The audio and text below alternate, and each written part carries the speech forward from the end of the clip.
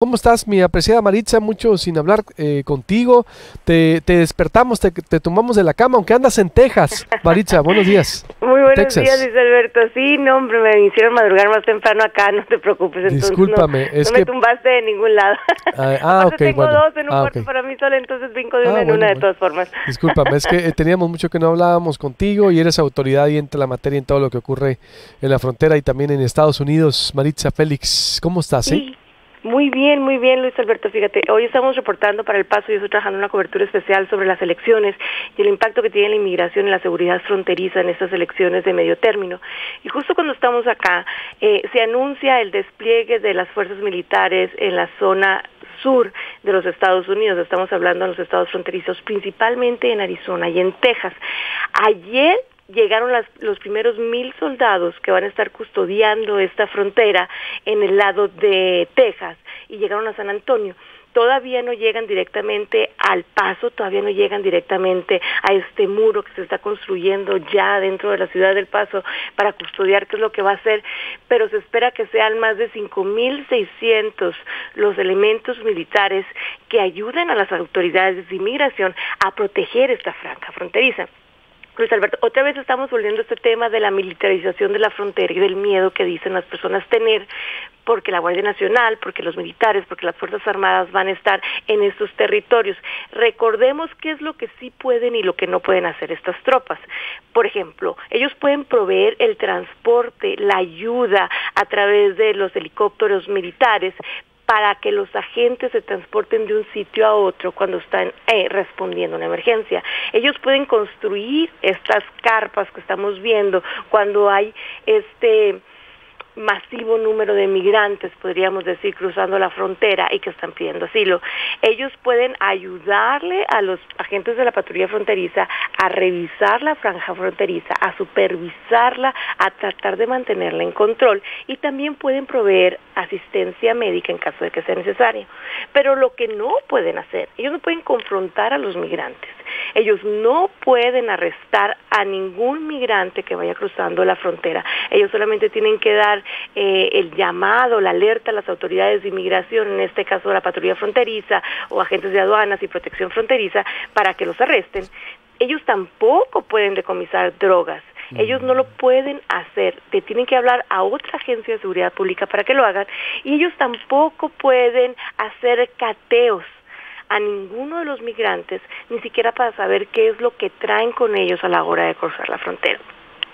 Entonces, estos 5,600 soldados que llegarán a estas zonas fronterizas servirán solamente, como ya lo hemos dicho, como los ojos y los oídos de la patrulla fronteriza del Departamento de Seguridad Nacional, pero no tendrán la facultad de actuar, poner las manos sobre los migrantes para detener a esta caravana que viene, que quizá no lleguen ni los 3,000, 3,500 que aún continúan en ella a los Estados Unidos, ¿no? ¿Son 5,600, dices?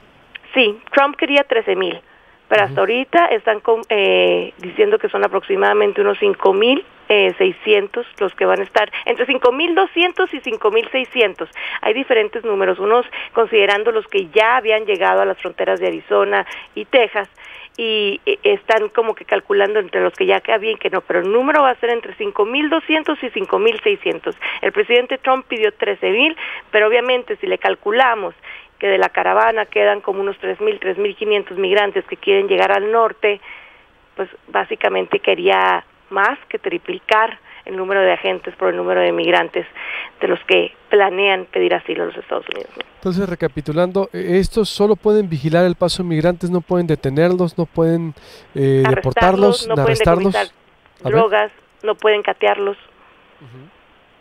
Solo, vamos a decirlo, actividad preventiva. Ajá, lo que pueden hacer es transportar, construir, vigilar y proveer asistencia médica.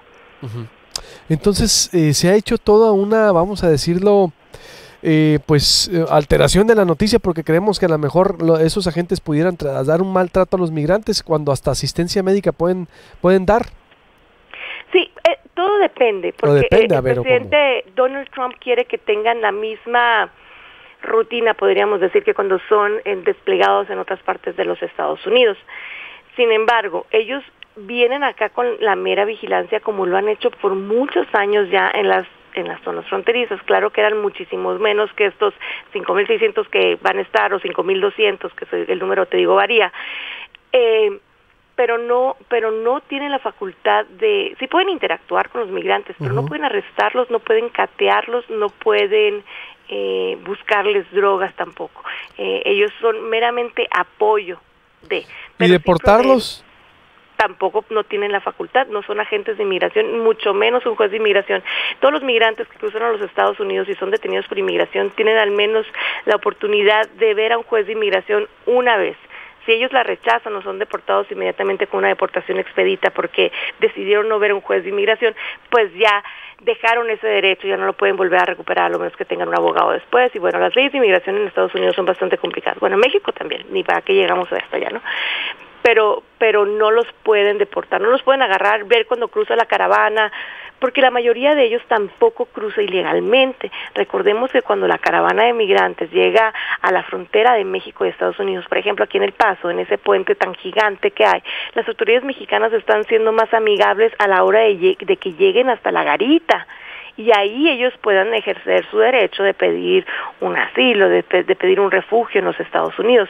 No lo están haciendo por la vía ilegal de cruzar el río, de cruzar el desierto, de brincarse el cerco, porque eso sí ya complicaría muchísimo su situación migratoria.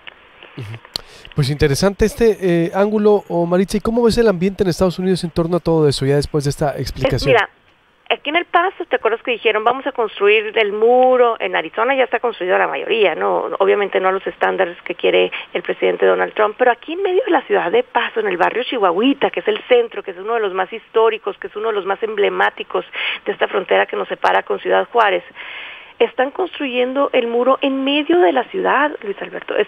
Había una zona donde antes se hacía un evento que se llamaba Abrazos No Muros, donde las familias por un par de horas podían venir de México y de Estados Unidos y reunirse como en ese territorio neutral y abrazarse por un par de horas, personas que tenían más de 20 años sin ver a los suyos. Y ahora en ese lugar, en ese exacto lugar en donde sucedía ese evento, es donde ahorita estamos viendo cómo se está construyendo esta barda que va a ser altísima, que también va a ser bastante profunda para que no cruce nadie. Las personas y los activistas con los que hemos estado hablando aquí en El Paso están muy decepcionados porque piensan que esta militarización de la frontera, además de enviar un mensaje de enemistad a México, está separando a las familias que, a pesar de vivir en una zona fronteriza, se sentían cerca de casa.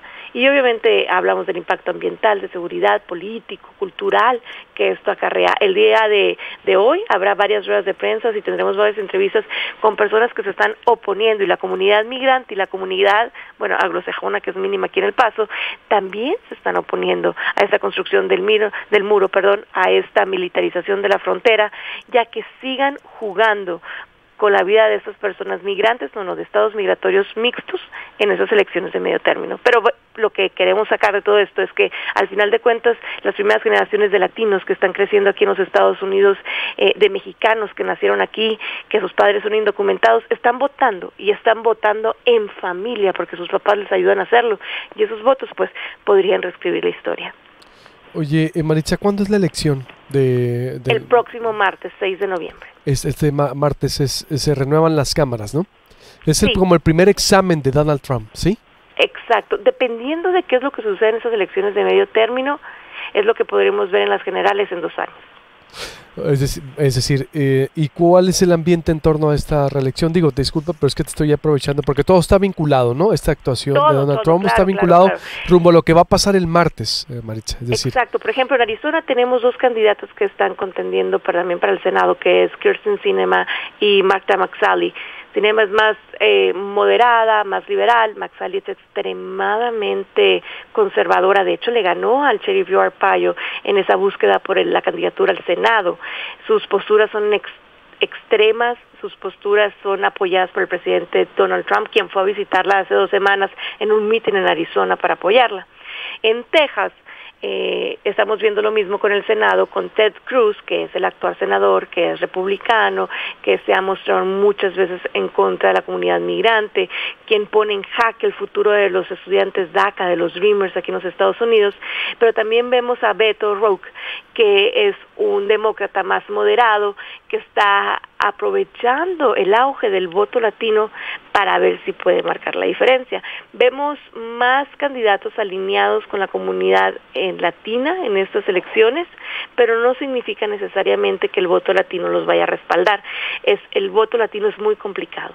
Esperemos que ver qué es lo que va a pasar, pero dentro de la zona fronteriza, podríamos decir, esas son las dos contiendas más importantes, a las dos a las que les tenemos que echar el ojo para ver qué es lo que va a pasar, porque de ellos dependerá qué es el calvario, porque de cualquiera de los que gana de todas formas va a vivir el migrante. ¿Ves tú un refrendo para Donald Trump? Es decir, ese es el contexto en Arizona. Y en Estados Unidos, ¿qué dicen las encuestas? ¿O cuál sería tu pulso? ¿Va a ganar el Partido Republicano otra vez? ¿Mayorías? ¿Cómo ves? Hay unas altas posibilidades de que eso suceda. Los sondeos de opinión están muy cerrados todavía. De que sí va a pasar la prueba entonces. Bueno, pues, estaremos analizándolo. Te mando un abrazo, qué gusto escucharte en verdad, colega paisana. Un placer, qué bárbaro, como siempre. Y sí, nos seguimos escuchando y ahí te sigo contando cómo se va desarrollando esto de los militares en la frontera, cuando llegan, cómo le hacen, si llega la caravana, no llega la caravana y por dónde llega, ¿no? Oye, y te contactamos a esta hora porque tenemos mucho público nacional y mucha gente que nos ve en Estados Unidos por YouTube, así que todo lo que has dicho a nuestros paisanos que nos están escuchando y todo lo que ha generado es demasiado importante también. Así que estamos en contacto, amiga y colega. Abrazo, ¿eh? Gracias, un abrazo. Maritza Félix, Maritza Gallegos, una gran periodista sonorense, ex periodista de Telemundo, ahorita de freelance, pero con una gran trayectoria y sobre todo con una gran preparación para todo lo que tiene que ver con Estados Unidos y México, así que le daremos más lata. Y es sonorense de Magdalena. En proyectopuente.com.mx muchísima información, métase ahí al portal para que usted se informe.